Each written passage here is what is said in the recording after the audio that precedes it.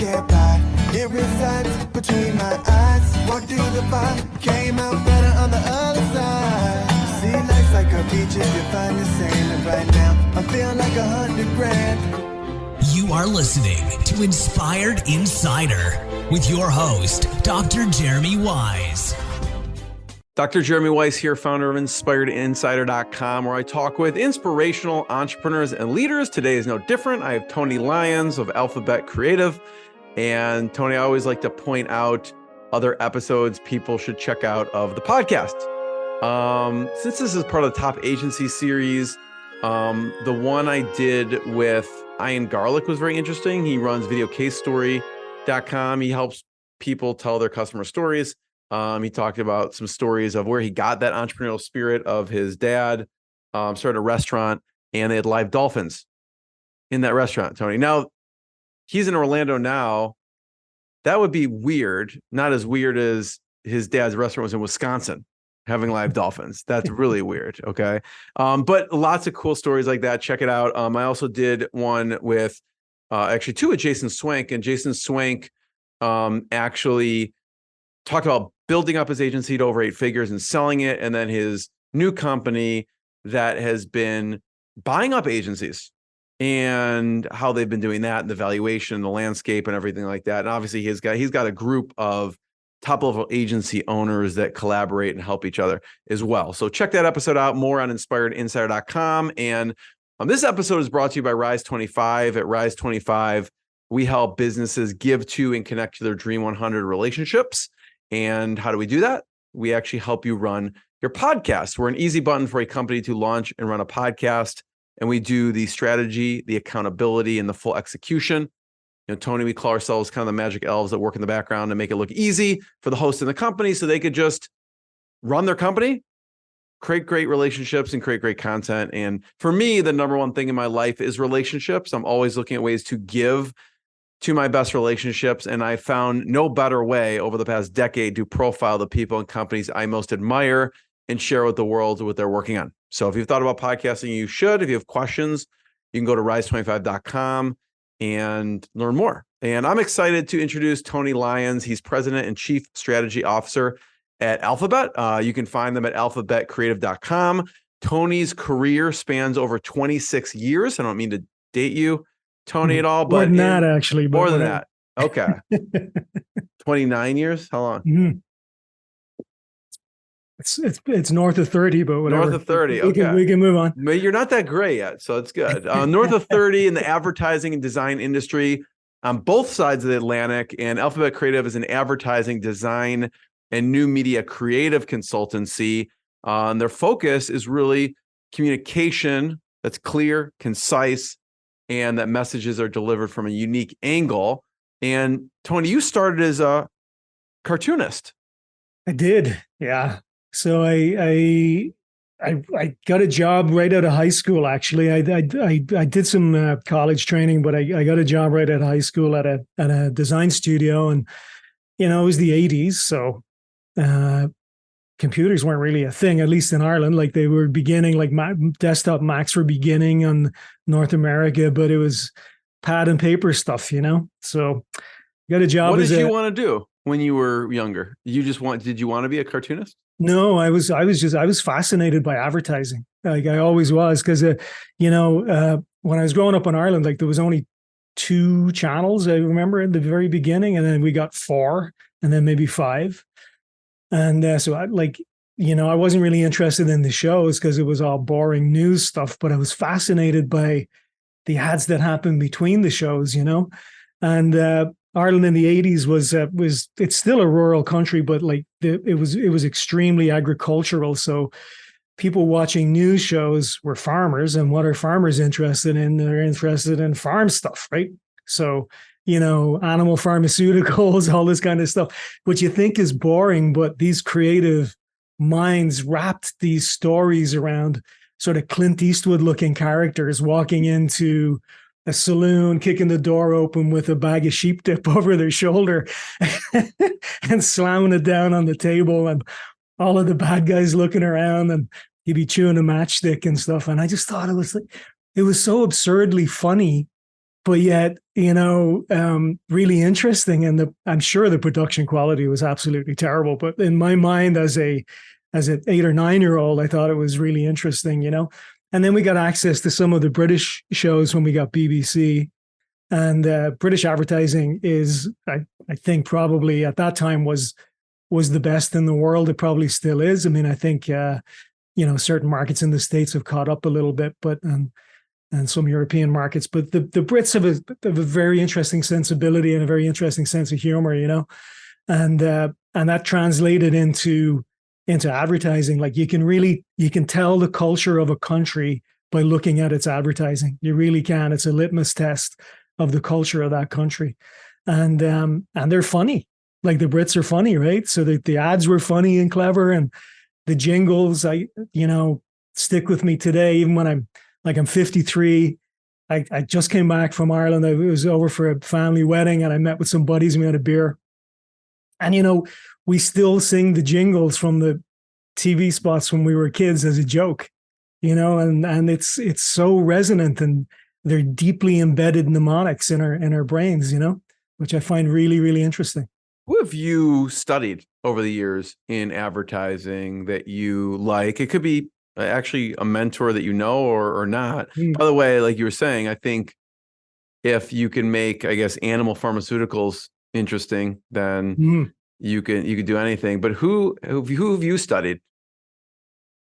Well, it would be less individuals. There'd be collections of people for sure, and the work of certain agencies. But really, my I guess you could call it a field of study or interest would be the biology of why people make decisions, right?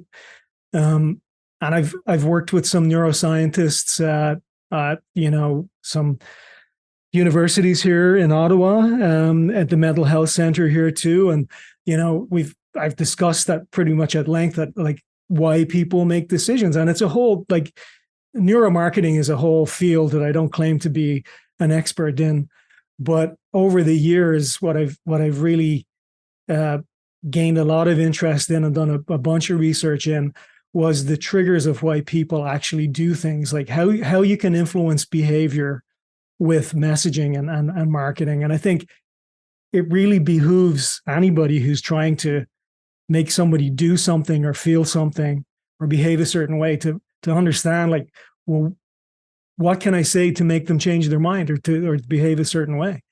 So, I've broken it down into very simple, I guess, a mnemonic that we work through with our clients. And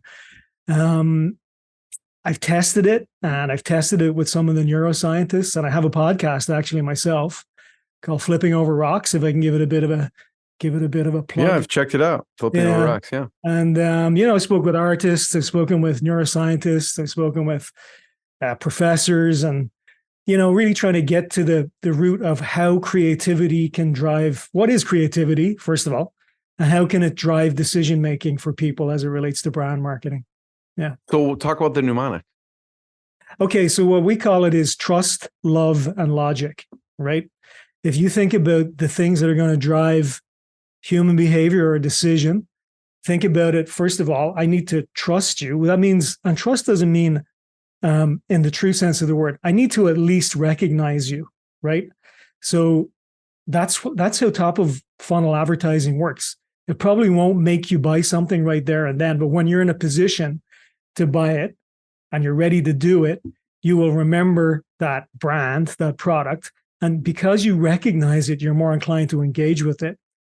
The second one is love. And that really is just about creating an emotional connection in the mind of the consumer. So that could be joy, it could be surprise, it could be delight, but it could also be fear. Fear is a very good driver of human behavior. In fact, a lot of neuroscientists say it's the only true driver of human behavior.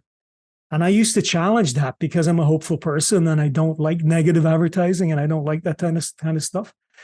So I challenged people on it, and I said to the neuroscientists, well, if fear is the only real driver of behavior, well, why does Nike or Adidas or Apple create these joyful messages and try to get you to engage with them with this surprise and delight. And the simple answer is it's the fear of missing out. If I don't have it, I'm afraid that I'll be left out of the tribe that does have it. And that's the reason. It is really about fear at the end of the day, you know. But as much as if I know you, and as much as if you surprise and delight me, I still have to have a rational decision. I still have to rationalize my decision through logic, right? Now, most often, what people don't like to admit is that logical or that rationale is a post rationale. So they'll say, I bought the BMW because it is the safest vehicle, it's reliable. No, you didn't. You bought the BMW because you wanted to have a BMW as a status symbol. That's why you bought it. And you're post-rationalizing it with this, fake logic. But there is a lot of times where, actually most of the time, where people are looking for some form of specific, pragmatic, rational, logical decision or logical reason to make their decision, but it's much lower on the scale than the other two of trust and love.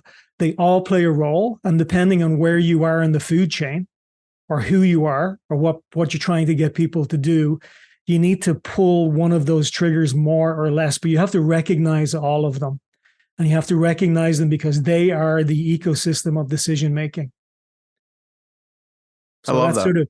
So that's kind of like, that's the hypothesis. It's not really a hypothesis. It's pretty well established, I think, in marketing parlance and in neuromarketing as well. We'll talk through a few examples in a second of how you put that into play. But when we were talking before you record, I thought it was interesting. You said something about repositioning and repositioning yourselves. And you also said, you used to give away something and now you charge for it.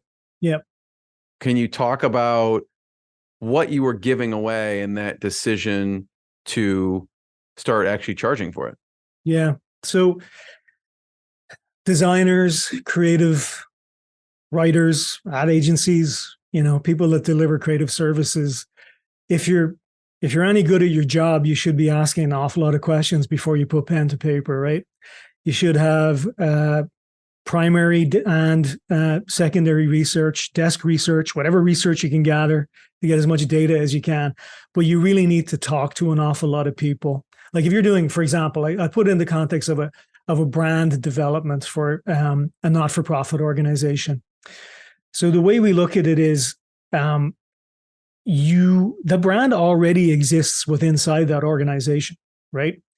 If you're inventing something, it's probably not true. What you want to do is uncover the truth and then put a wrapper around it in the form of a brand program so that you can codify it and systemize it and make it consistent over time, and then give people the framework to continually look at all of their messaging and their activities and anything that they do vis-a-vis their internal audiences or their external audiences through the lens of that brand. In order to do that, you need to do a whole bunch of stakeholder engagement, right? You need to talk to senior leadership, partners, government partners, maybe. You need to talk to public. You need to talk to customers. You need to talk to the lowest person on the rung and the highest person on the rung and everybody in between. When you do that through a directed stakeholder engagement program, you'll start to see key themes emerge that will inform the narrative of the brand. Right?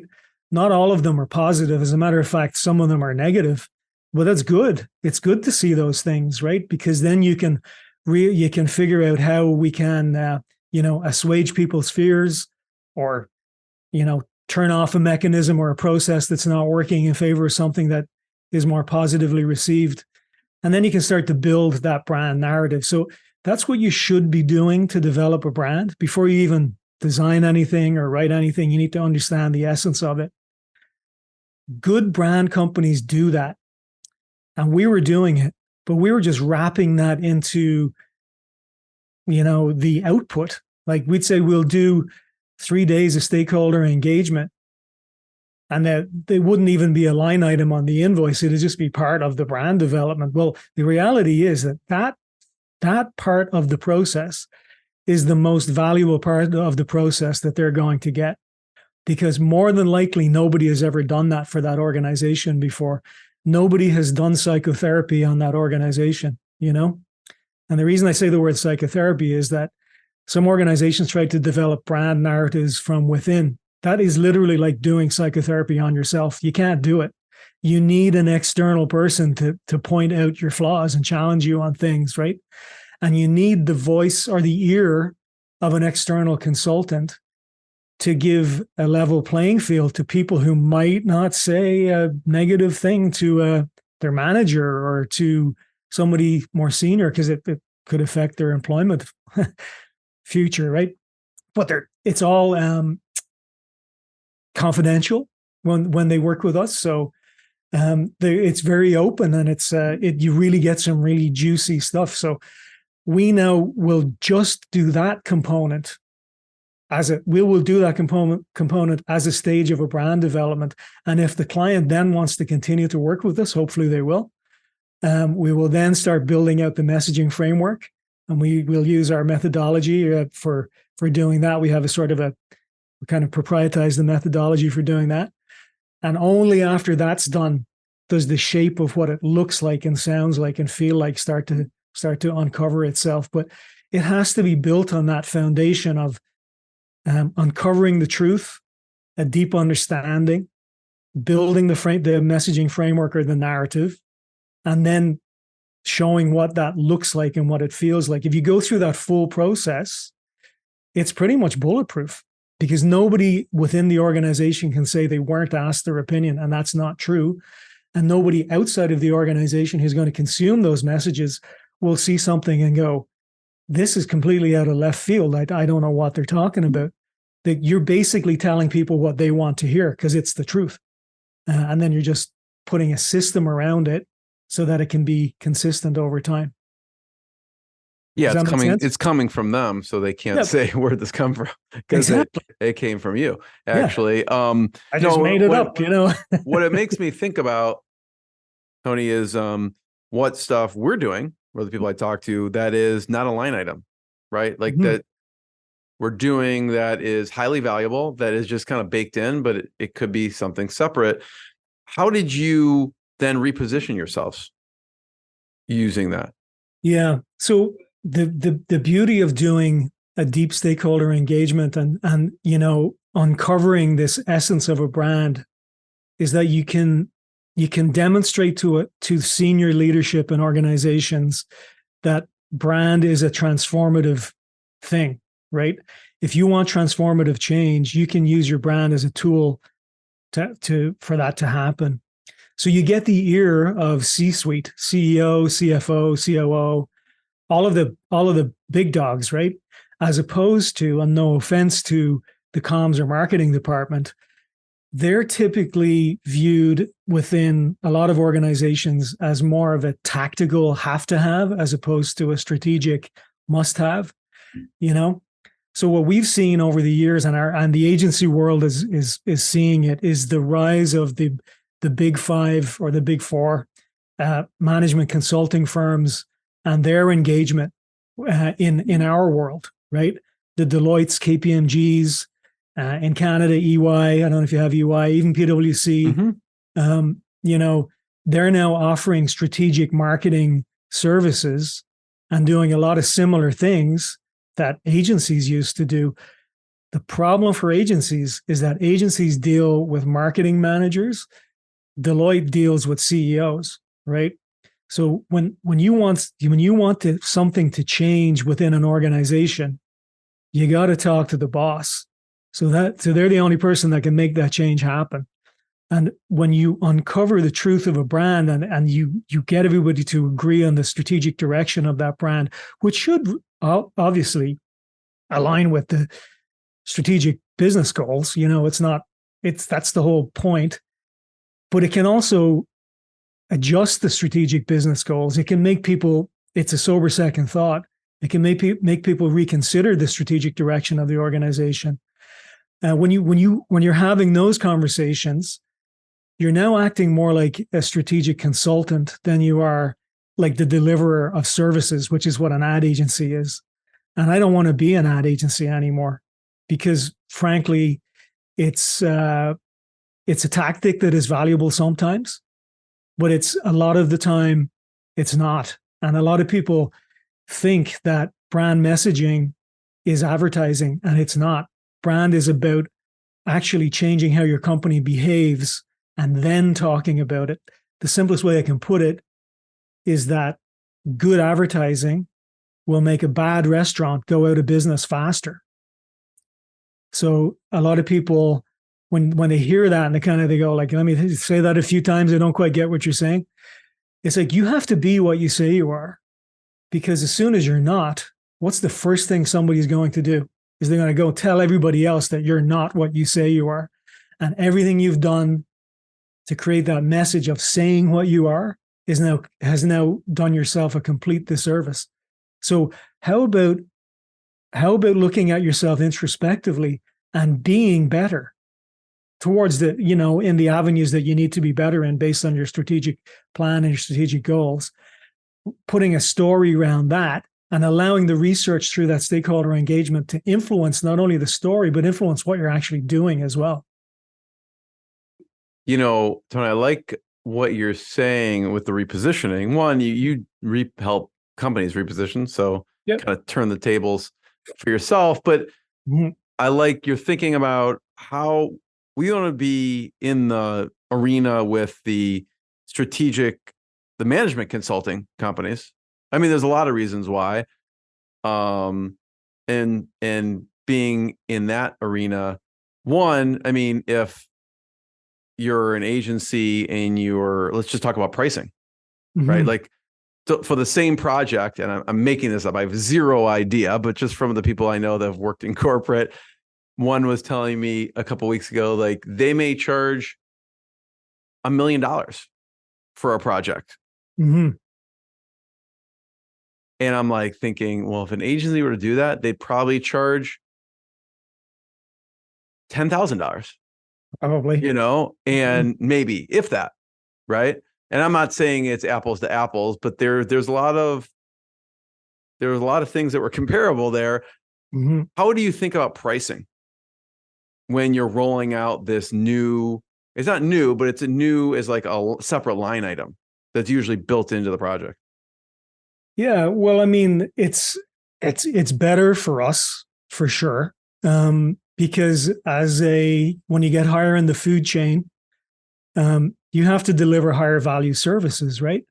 So it's not about just repositioning. You actually have to, you have to deliver, and that delivery is based on research. It's also based on a strategic advisory model too, based on other similar clients that we work with, and we can demonstrate success with those clients, and you can call those people and ask them and all this kind of stuff. But, it's the agency model is broken, and here's why. Really, the ad agency model is not based on the delivery of consulting services or creative. It's based on an agency's ability to sell as much media as it can and get as many points off that media as it can, right? So with the aggregation of those advertising agency conglomerates like the WPPs and the Publicis and all of these giant global firms, there's no way that an independent agency can compete with that. So I don't want to play that game. I don't want to be in that race, because it's a race to the basement. Because essentially, like, if you want to make 10 points, well, they'll take 8 points. If you want to make 8 points, they'll make 6 points off $100,000 or $1 million, right? So that's not the game that I want to play. And to be honest, I don't fully believe in the mechanism anymore either, because there's so much waste and fraud in advertising now, and it's extremely difficult to. I mean, as much as digital reporting, people say it's down to the click, it's really not. Like, it's like there is a whole bunch of unknowns in there too. And the Googles and Facebooks of the world and Twitters or X of the world, they keep their cards pretty close to their chest as well. So it is as much as we are as open as we possibly can be with our clients, and they can see the reporting, the numbers don't always match up, and we can't tell them why. We don't know why. They some hundreds of thousands of impressions disappear, and I can't tell you why, and neither can Facebook. So I go, there's something funny going on there, and I don't like the model from a finance point of view, and I don't like the model just from an integrity point of view either. So I think what I want to be is higher in the food chain and advising senior leadership on what the narrative is and how that narrative can get codified and systemized. And then if you want us to disseminate that or promote that, we will help you do that. But you can work with other people to do that too at the same time, right? So I think that when you're having simply put, if you're having conversations at C-suite, the hourly rate is better than if you're having conversations with a marketing department. They're higher value conversations. So when you're thinking of pricing it, are you thinking of pricing it how many hours it's going to take to deliver on it? Or is it more of a set, here it is for us to do this whole, strategic brand consulting strategy? Yeah. So we operate in a fixed price scenario. And, there's pros and cons, right? It's up to us to hit our numbers, right? But what I don't want to be doing is I don't want to be a taxi. I don't want to put the meter on and for the clients to be continually watching it and hoping that they get there before their budget runs out. That's not the relationship that I want with our clients. We have long-term relationships, 10, 12 years, which is really unheard of in our industry. But the reason for that is that we're straight with them. We make mistakes. So for sure we make mistakes, but we own up to it. Anything financial is entirely transparent as it relates to spending their budget. So if I tell them it's going to cost $20,000, that's an approximation of an aggregate of some of my time, CEO time, senior strategist time, developer time. So we'll build the estimate based on time for sure, but it's up to us to keep ourselves honest. They know that they're going to spend $20,000. Sometimes we go over, sometimes we're under. But at the end of the day, I can sleep better at night by not nickel and diming my clients over, we went 5 hours over budget on a project. I don't want that. I don't want that for my suppliers. If somebody's doing something for me, and I don't want it to be have that relationship with my clients either. So what services do you offer at Alphabet Creative? Yeah, well, we offer strategic marketing consulting, so that's research and analysis of the research. We work with marketing, either leads or CMOs or marketing managers to, we challenge them on their strat plans, a lot of the time, and we will co-create a strategic plan.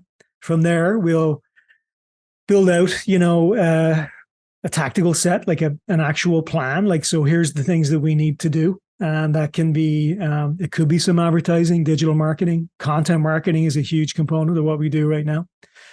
Obviously on the digital side, there's SEO components, there's the Google internet, there's all social media marketing, all those things. We do web and application development for our clients too. That's a big part of it. We do software integration, so CRM integration. If they have a particular need, associations have quite specific needs as it relates to member retention and acquisition. So there are existing software tools that they might need to integrate into their ecosystem. So they're sometimes hard to do. We'll help them do that. So we'll write APIs and make sure that the data flow is smooth throughout the whole customer journey. Give our clients a better line of sight as to who's doing what, when, and why. And we do custom technical application development as well. We also do some experiential marketing.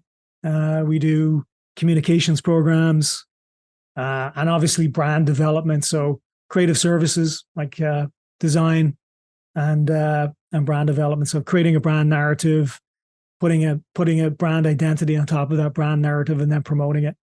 When you first started Alphabet Creative, what was the initial offering? What were the services then? I was a designer. I was a graphic designer, you know?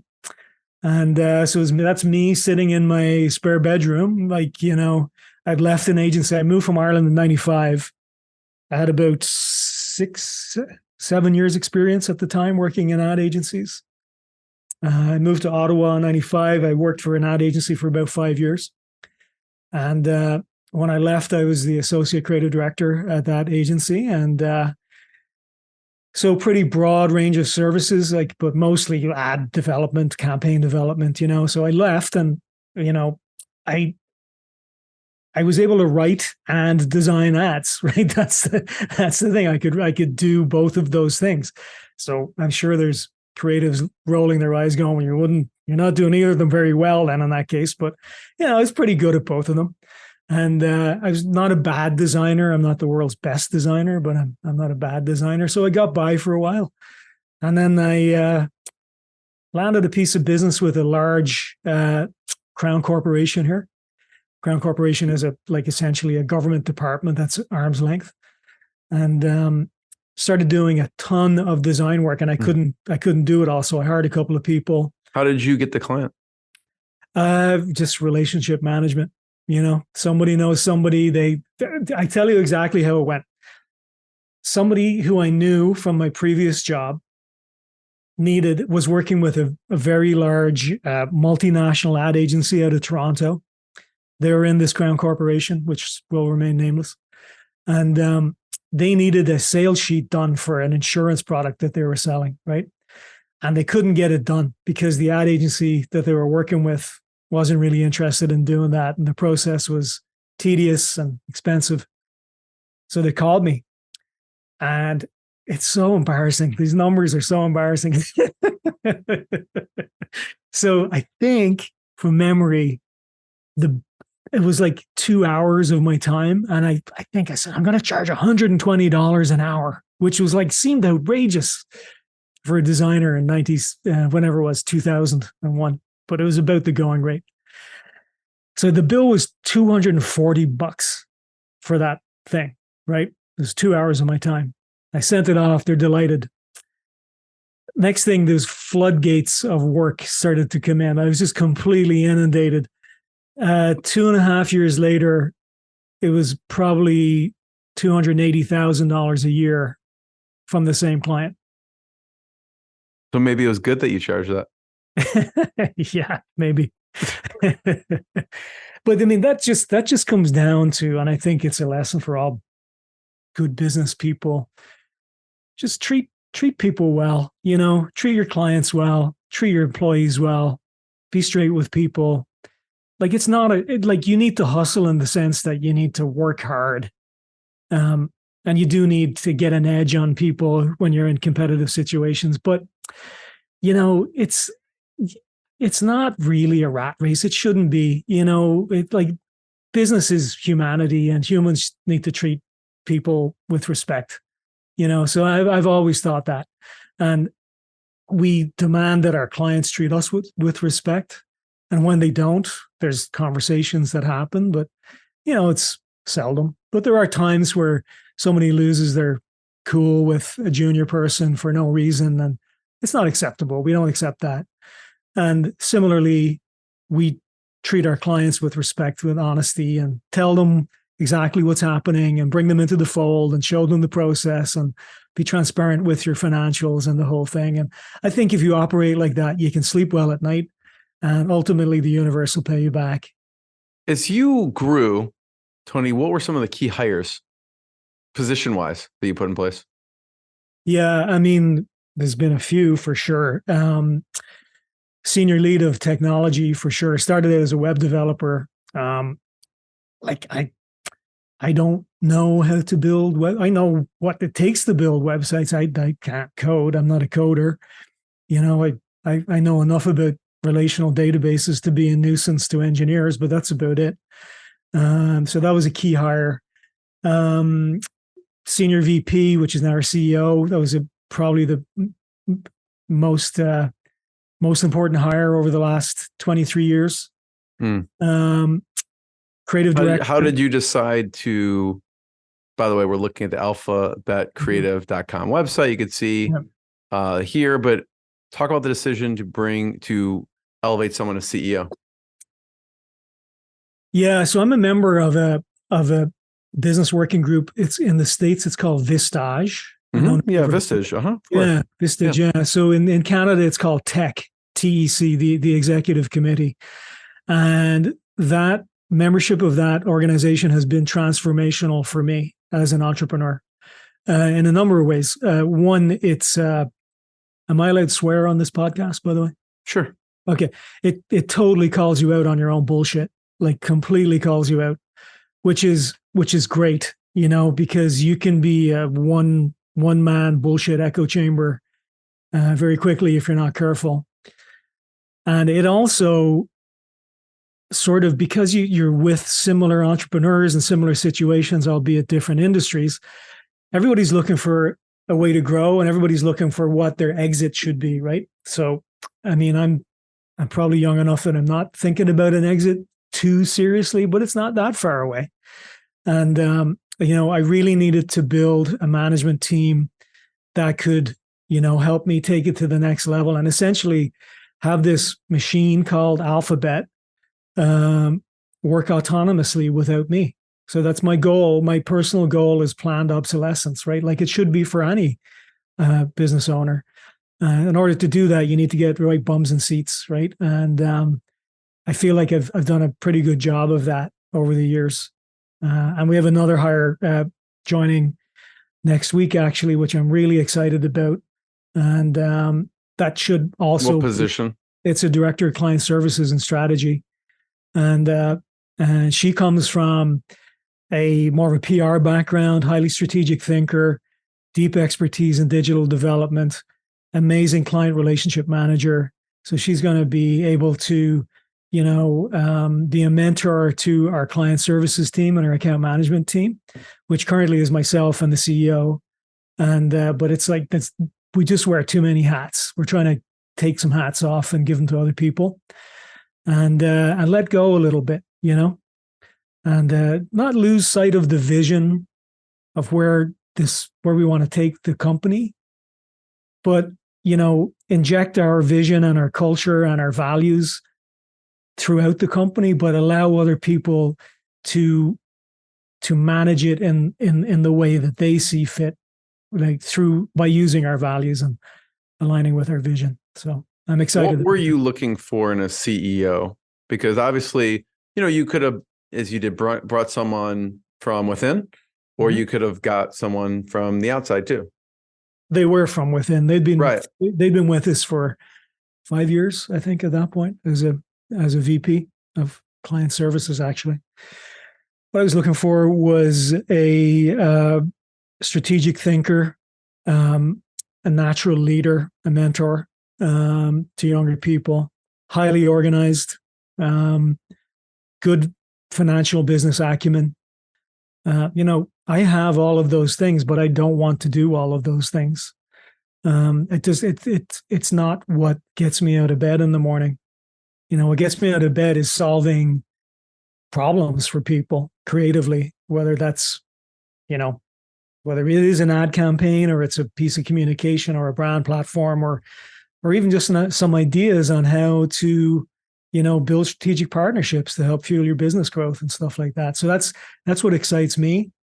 The machine of operating a business as it relates to, all the admin, all the HR stuff, all the financial reporting is vitally important. It's just not my jam. So you need to get somebody whose jam it is and who enjoys doing that stuff, right?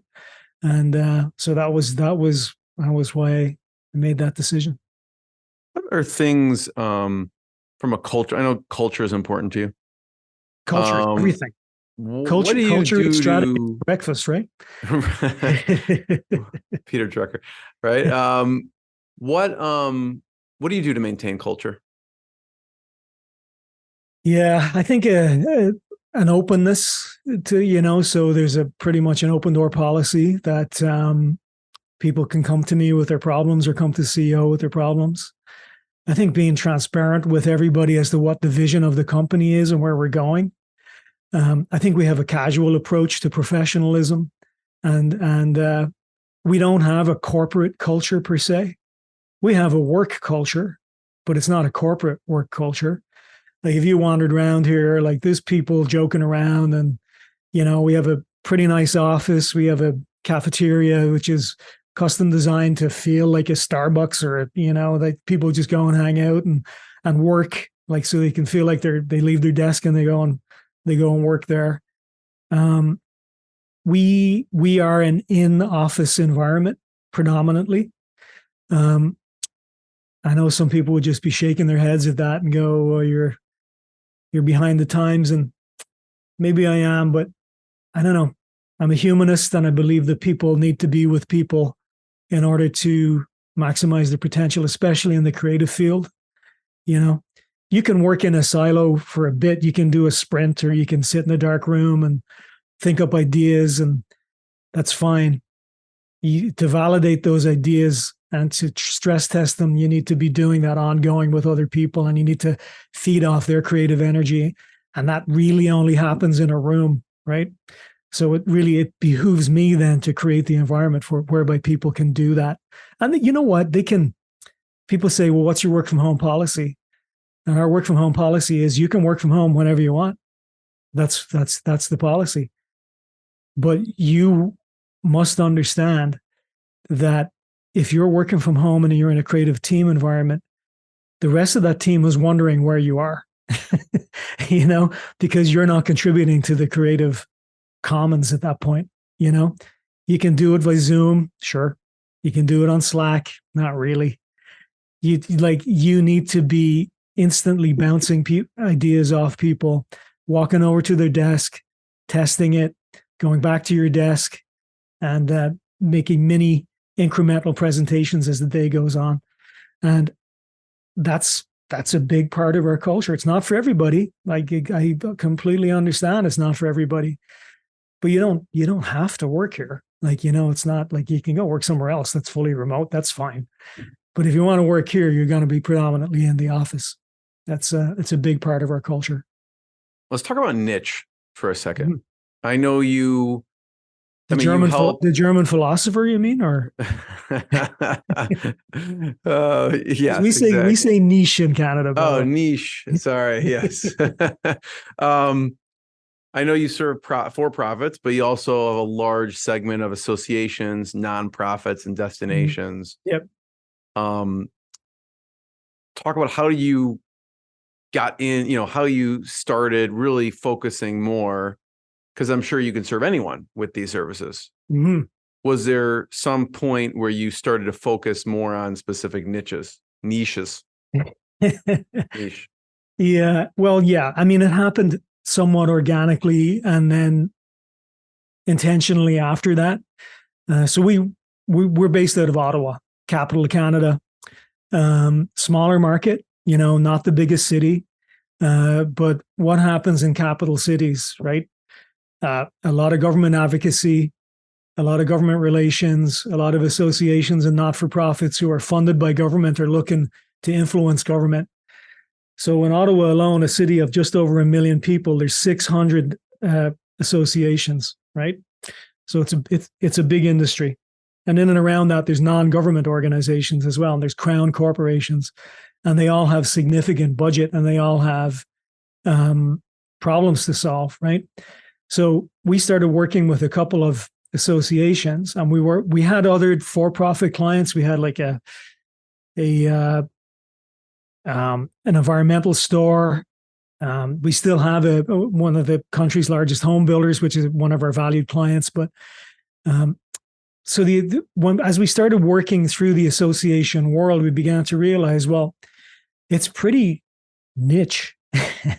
There's a lot of specifics and nuances to developing marketing and communications programs that help these organizations.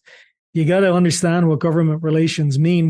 We don't do lobbying, but we work with lobbyists so that we're in line with what their driving messages are so that the whole thing is working together. And we decided to put a stake in the ground or hang out our shingle and just be that thing. And once we started to speak that language and, hire some people with specific association experience, work with partners who develop technology that's very specific to the association ecosystem. You start to gain traction and notoriety. You also start to build a ton of experience and transfer the knowledge from one association to the other association. I mean, the reality is, if you ask any executive director, president, or CEO of an association, like what are the two biggest challenges that they have? Member retention, number one. Member acquisition, number two. Those are the two things. So if you're going to help them, you need to be able to address those two things: member retention and member acquisition. So that's what we've done. The third thing they're going to talk about is, how do I influence government to either stop a policy or change a policy or develop a policy or a piece of legislation that helps my members vis-a-vis my industry. So how do you do that? Well, you try and get the public involved so that the public understands that government should change that piece of legislation or that policy, because the only thing the government really cares about is its electorate, who's going to vote for them. And they will do what the voting public want them to do most of the time. So we do member acquisition, member retention programs, public advocacy campaigns, and then we build technology into those organizations through vis-a-vis websites, CRMs, specific data management systems, custom tools, e-commerce portals for selling services and documents and things like that. Yeah.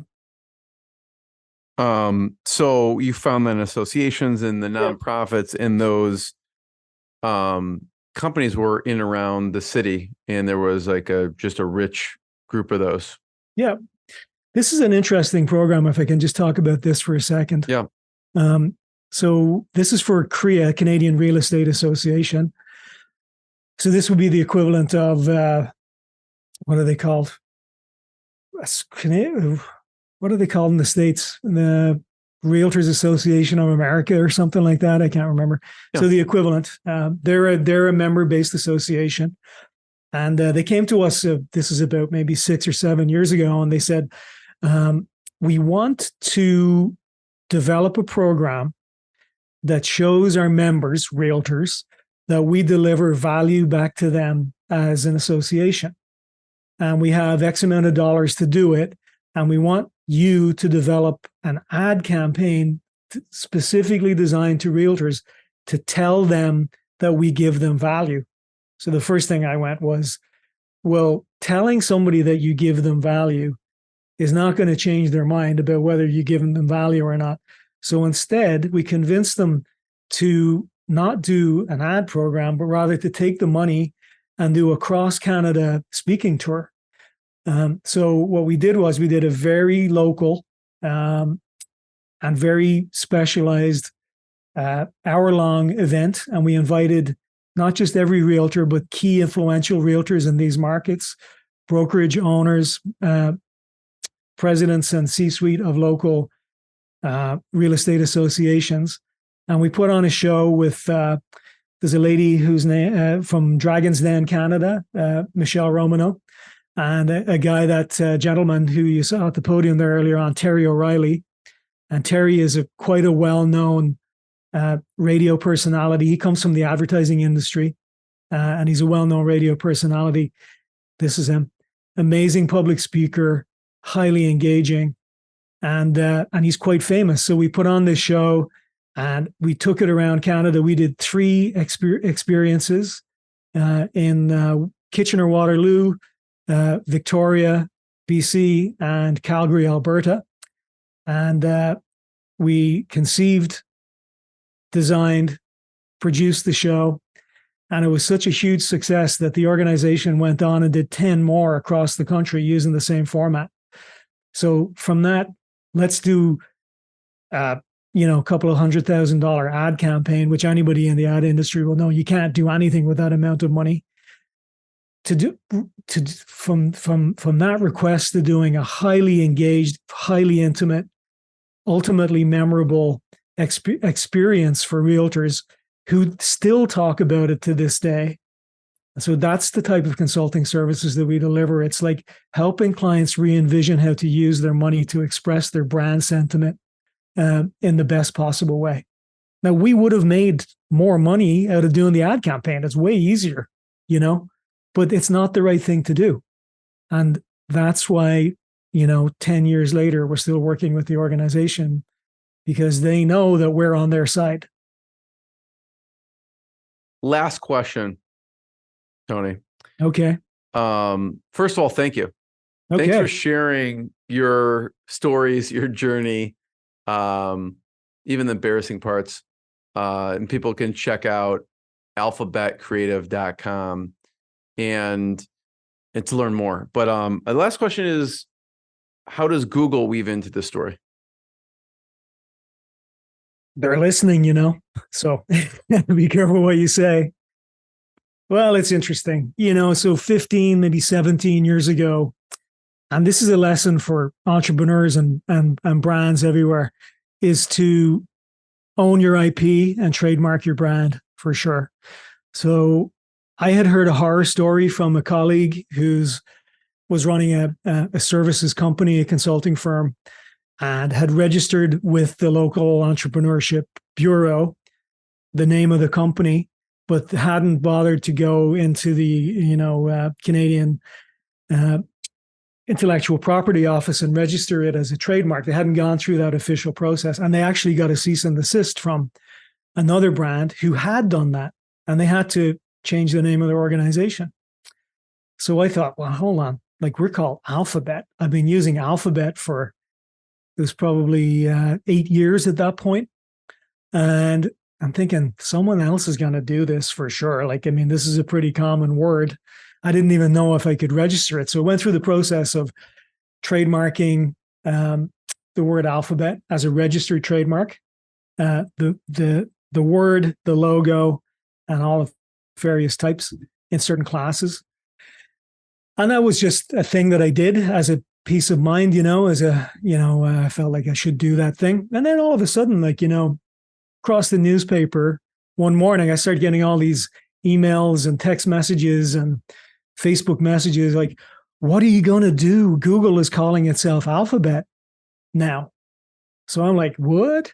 So of course I look at it and immediately called my IP lawyer, and they're like, well, you're registered and you have registered in good standing, and you've also defended it against other organizations.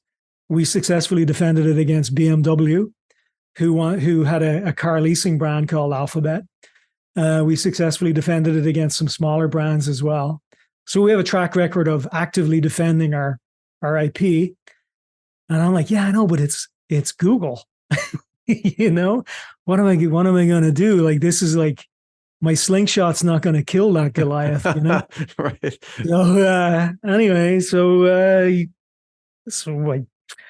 formed a strategy, and the thing you do is you send them a letter to say it's not a cease and desist. It's more of a, by the way, we have exclusive rights to the name Alphabet, and right in our description, it says that we do internet marketing services.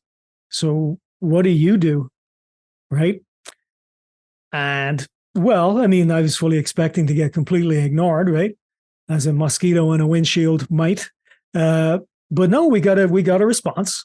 And the response was, we do not believe that we are in contradiction or to your brand. And that was it. And I'm like, well, what do we do now? So there are options available in a bit of a wait and see mode. It's, as you can imagine, like you need to start doing push-ups before you enter into that arm wrestle contest, right? So we're a small company. There's only 30 people here. I would say we would be a rounding error to Google if we had to go up against them in court. So we are entirely entitled to tell them to stop using the name Alphabet in Canada. It's not in North America, it's just in Canada. And I believe we would win that if we chose to. The question is it worth it? Right? So I'll leave it at that. We'll have you come back and tell the story when it's Okay.